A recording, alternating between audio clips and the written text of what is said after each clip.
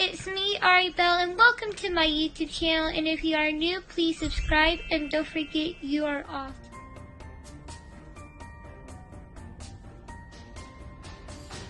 It got to be dredged deeper and deeper to accommodate the large boats you see come in and out of port here, making the Savannah River a very swift and very dangerous current. But look around on River Street, see all the shops, the restaurants, the hotels, y'all know what they used to be? Businesses of the port, in which the sailors would drop off themselves as well as the wares, and the sailors and the business of the port made the River Street dangerous.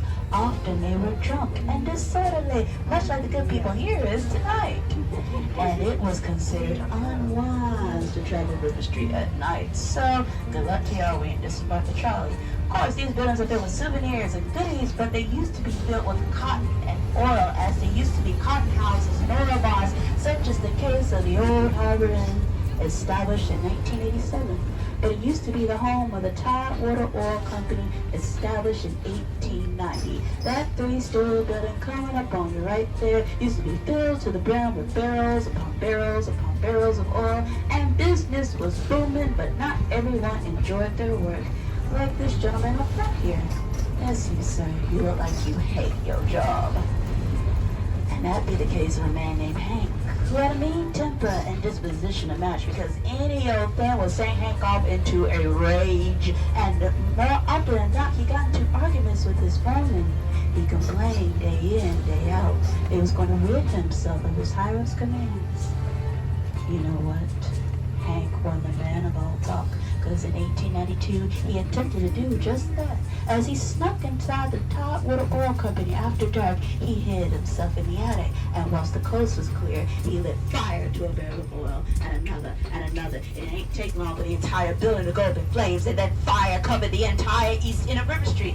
However, Hank was a short-sighted man as well as a short-tempered one. He didn't even check to see there was anyone in the building, so nobody was harmed or killed, with the exception of Hank, who slowly burned to death that evening. In a twisted fate of irony, we have reason to believe that's why room 406 of the Old Harbor Inn is so haunted today. Because imagine yourself staying in the room as your alarm clock blares you awake in the middle of the night, and you hit the snooze button.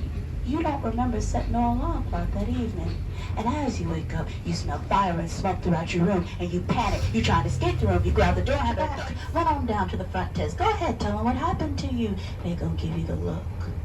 They say, sir, ma'am, you may want to get used to that while you have your stay here. This is just Hank trying to smoke out more bosses. But don't you worry now, Hank's anger can do little to harm you now. At least I hope. But focus on what's happening under the streets of Savannah. Underneath the city is a system of tunnels, and they crisscross all throughout the city. However, one of them leads directly into the pirate's house, established in 1754. Now imagine yourselves, as pirates come off the higher seas, you make your way over to the pirate's house, up the stairs, to the bar area, drinks flowing, laughter all about, stories being told, you and your crew have yourselves a grand old time, and then you see a young man slumped over at the bar. You and your crew exchange grins and glasses as you know exactly what's about to happen to that boy. You watch sailors pick him up, drag him off to parts unknown. But y'all know where he going, because you see him the very next day on your boat. Crying his eyes out, scared out his mind, very confused. But you kneel down next to the boy. I hope y'all really enjoyed this.